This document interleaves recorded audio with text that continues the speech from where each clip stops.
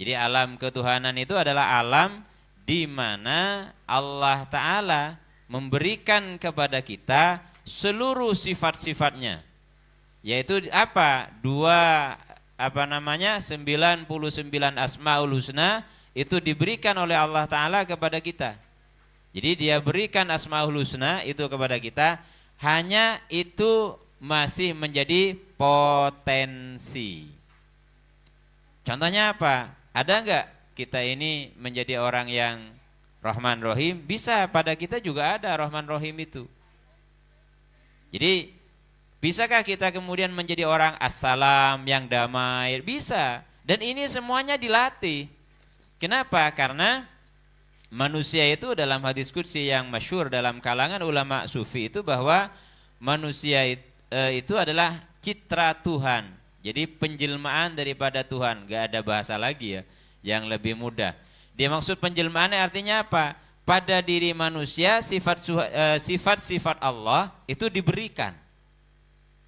Jadi manusia ini memiliki sifat-sifat Allah Subhanahu wa Ta'ala, hanya untuk memunculkan ini harus dilatih.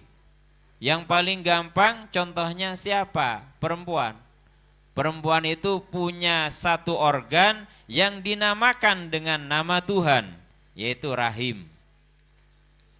Makanya kasih sayangnya ibu itu tidak terbatas karena dia punya organ yang di situ dikasih nama rahim oleh Allah Subhanahu wa Ta'ala, dan seluruh makhluk kecuali Nabi Adam itu berada di dalam rahim itu pertumbuhannya. Semuanya ada di situ. Maka ketika ilmu yang kita pelajari, oh ternyata Allah itu punya Asmaul Husna, benih kebirit. Siapa yang menghafalkan Asmaul Husna dan baca sampai sebukale, keng kereng kareng lain, ya tidak masuk itu. Suka marah kepada orang lain, ketika ada orang bersalah kepadanya dibatasi 3, dukale ben lah. Saya nggak terlalu kaleki ben. Berarti kesabaran kita, as-sabur itu akan ditaruh terakhir oleh Allah Ta'ala.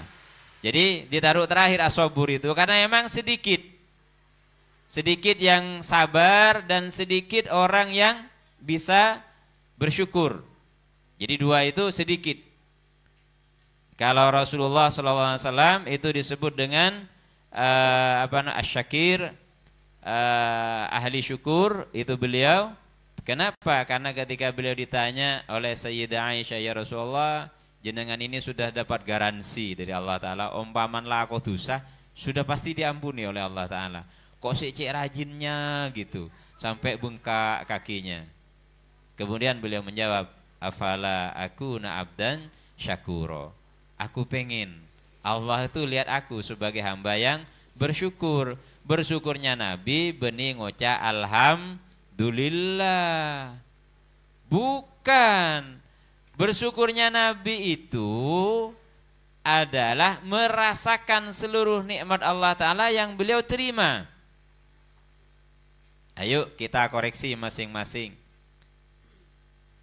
Dari pagi sampai detik ini, berapa kali kita mensyukuri detak jantung kita, mensyukuri kedip mata kita, mensyukuri nafas yang kita hirup, mensyukuri dari semua yang Allah Ta'ala berikan kepada kita, berapa kali? Ternyata belum sama sekali. Ayo bareng-bareng dirasakan, gak perlu ngucapin alhamdulillah, ucapkan dalam hati, ya Rob terima kasih sampai hari ini aku masih diberikan hidup, lebih-lebih malam ini diberi kesempatan untuk ngaji olehmu. Lah itu bagian daripada bentuk syukur. Dan mohon ampun syukurnya telat, padahal hidupnya dari tadi pagi saya sudah bangun, syukurnya baru jam sekarang gitu. Lah itu Rasulullah, makanya beliau itu juga mustaghfir. Mustaghfir itu bukan baca astagfirullahaladzim 70 kali, bukan. Beliau itu mustaghfir, sehari itu mohon ampun kepada Allah Ta'ala itu 70 kali. Ya Allah, saya tadi makan lupa mensyukuri setiap butir gandum yang masuk dalam tubuh saya. Itu. Jadi para sahabat meniru itu dari Rasulullah SAW. Jadi beliau melakukan itu semua. Kenapa? Yang contoh buat kita. Beliau itu adalah laqad kana lakum fi rasulillahi uswatun hasanah. Kenapa sabar itu berat? Karena Allah bilang wasta'inu bis-sabri was-shalah. Mintalah tolong kamu kepada Allah Ta'ala dalam dua hal, yaitu sabar dan untuk bisa melaksanakan sholat. Karena sabar dan sholat ini innaha lakabirah, keduanya adalah perkara besar. Allah ini yang bilang bahwa sabar itu perkara besar, sholat juga perkara besar. Terus kita ngentengkan, naudzubillah min dzalik, ya mohon ampunlah kita bareng-bareng kalau kemudian kita mengentengkan sholat yang kita kerjakan. Allah sudah bilang wa innaha lakabiratun illa alal khashiin, kecuali orang-orang yang khusyuk. Makanya berilmu itu belum tentu merasakan hadirnya Tuhan. Alim seperti apapun, kenapa Imam Ghazali masih berguru kepada ulama sufi ketika beliau sudah matang? Al-Ghazali itu sudah matang filsafatnya, sudah matang keilmuannya, masih berguru kepada Syekh Ali Al-Farmadi. Beliau masih berguru Imam Ghazali yang sudah bergelar Hujjatul Islam. Itu masih berguru dalam urusan apa? Dalam urusan ruhani, dalam urusan hati. Kenapa? Karena ilmu yang kita banggain ini mulai dari kita titel S1, S2, S3, kemudian sampai kepada profesor doktor. Enggak akan ada yang bisa ngalahin iblis, enggak ada. Profesor doktor model bagaimanapun tetap akan kalah dengan yang namanya satu itu. Namanya Syekh Barsiso itu kurang hebat gimana kalau sholat dia di udara, mati dalam keadaan kafir, ditelikung oleh iblis. Sehingga nggak bisa yang kita andalkan. Kenapa? Dalam kisah-kisah ruhani itu ternyata banyak sekali para ulama yang sebelumnya menjadi ulama terkenal dan hebat dalam bidang fikih dan syariat, itu harus berguru kepada orang-orang yang secara ilmiah beliau tidak diakui, bahkan secara ilmiah itu diragukan. Tapi apa yang terjadi kalau Syekh Abdul Wahab Asy-Sya'rani harus berguru kepada Syekh Ali Al-Khawas yang beliau tidak terkenal, yang beliau adalah pengembala kambing, hanya untuk belajar menata hati dan menghilangkan keakuan. Nah, ini yang paling berat ketika nyampe bab ananiyah, bab keakuan, bab ego. Karena tidak ada manusia yang tidak memiliki ego, semuanya punya itu. Monggo sambil diminum. Jadi nggak ada mau hatam kitab tasawuf berkali-kali mun kita ndik mursyid bakun nggak lengaan. Kenapa? Karena ini semuanya sifatnya adalah keilmuan. Ya kita ngaji malam ini semuanya keilmuan. Kita diskusi sampai malam sekalipun itu keilmuan. Yang tidak keilmuan gimana? Jadi ketika menghadapi kenyataan hidup, berfungsikah ilmu ini? Contoh tadi, ketika doanya tidak dikabulkan, kemudian husnudzon billah. Oh, berarti Allah lagi senang dengar suara saya nih gitu. Kalau para sufi itu kalau munajat langsung diterima, mereka bingung. Nah, jangan-jangan Allah sudah bosan dengan dengar suara saya. Karena ada sebuah doa yang digitukan oleh Allah Ta'ala. Malaikat tu diberi, las sokok ngidaki suara lah. Yang kan Allah Ta'ala itu bosan sama suara kita. Kalau kita sampai diperlakukan seperti itu oleh Allah Ta'ala, naudzubillahi min dzalik. Jadi enggak gampang memang untuk menikmati hidup di bawah naungan Hadratil Qudus, di bawah naungan hati yang bersih, hati yang senantiasa hadir di hadapan Allah Ta'ala. Ya kita koreksilah. Kalau lagi dihantam perkara berat, walaupun bukan urusan harta, urusan uang, tetapi ini berat menurut kita, pertama kali yang kita ingat itu siapa? Kalau yang kita ingat itu adalah saya mau ngadu ke siapa, mau berkeluh kesah pada siapa, tidak langsung connect dengan Allah Ta'ala, itu artinya memang Allah tidak di hati kita. Jadi Allah tidak di hati kita. Padahal hati ini Allah siapkan sebagai singgasananya. hati ini Allah siapkan sebagai singgasana dia gitu. Jadi contoh paling gampang beberapa tahun yang lalu ketika kita didera yang namanya COVID dan sebagainya, ya protokoler silahkan, itu bagian daripada ikhtiar, bagian daripada usaha, karena kita berada di alam kasab, kita bukan berada di alam tajrid. Kalau kita berada di makom tajrid, ya artinya semuanya ala Allah, ya mereka agak akan butuh kepada yang namanya vaksin, kepada yang namanya protokol, mereka nggak akan butuh karena beliau ada di alam tajrid. Tapi itu tidak bisa dipraktekkan pada orang lain yang masih berada di alam kasab. Yang berada di makom kasab tetap membutuhkan kepada prosedur-prosedur yang ada. Jangan dipraktekin itu, walaupun misalkan jenengan sudah masuk makom tajrid, terus mau dipraktekkan kepada orang lain, nggak bisa, pakai sendiri. Nah, di situ kemudian yang seakan-akan menunjukkan bahwa tasawuf itu eksklusif, hanya untuk orang-orang tertentu. Maksudnya apa? Praktek saya sama jenengan mungkin bisa jadi berbeda, karena kualitas iman, kualitas takwa dan sebagainya kita tidak sama. Apakah jenengan yang lebih tinggi dari saya atau saya lebih tinggi dari jenengan, kan sama-sama tidak tahu praktek kehidupannya.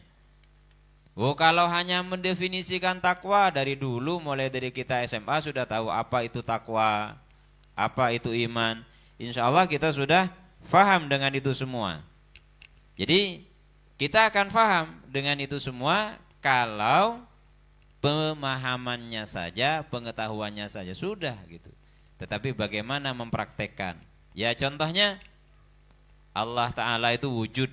Bagaimana caranya mengajarkan Allah itu wujud kepada anak-anak kita? Kita mau mengajarkan Allah itu maha ada, Allah itu maha dahulu. Gimana caranya mengajarkan Allah itu qidam, Allah itu baqo dalam praktek nyata kehidupan? Contohnya, kalau anak saya minta uang, saya mesti bilang, Pak, minta uang beli-beli, minta dulu dong sama Allah. Bapak tidak punya uang, yang kaya itu dia. Gitu. Lah itu pelajaran tauhid. Oh berarti kalau minta itu sama Allah dulu. Nanti Bapak kasih kamu. Gitu.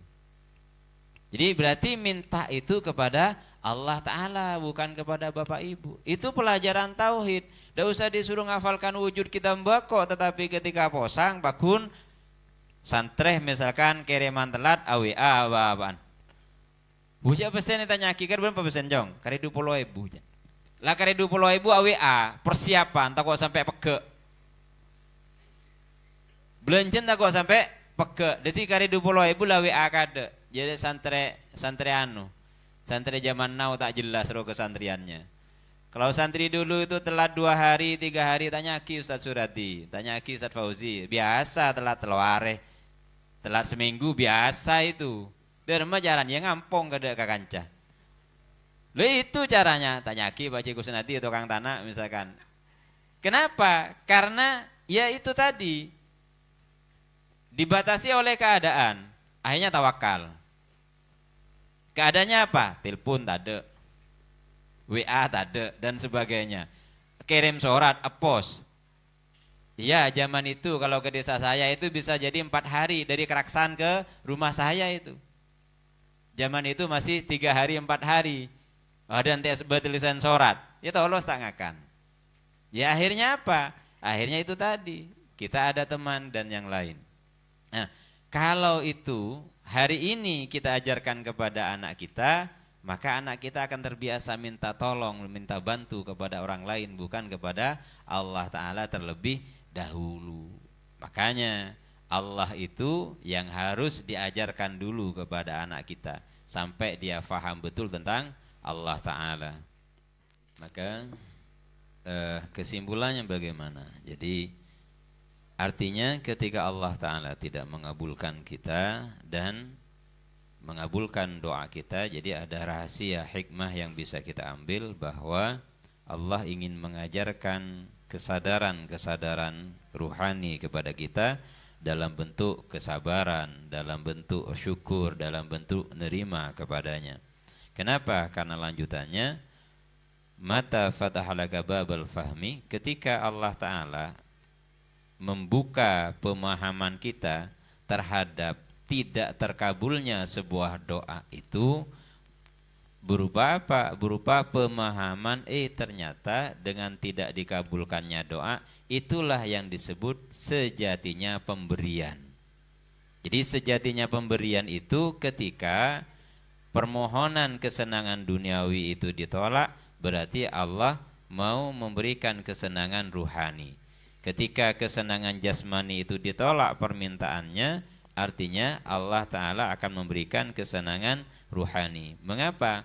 Asa an takrahu syai'an wa huwa khairul lakum. Kadang engkau akan membenci sesuatu padahal sesuatu itu baik menurut Allah Ta'ala. Jadi padahal sesuatu itu baik menurut Allah Ta'ala untukmu. Wa asa an tuhibbu syai'an, dan ada kalanya engkau suka kepada sesuatu, senang kepada sesuatu, wa huwa syarrul lakum, tapi sesuatu itu jelek buat kamu menurut Allah. Wallahu ya'lamu wa antum la ta'lamun.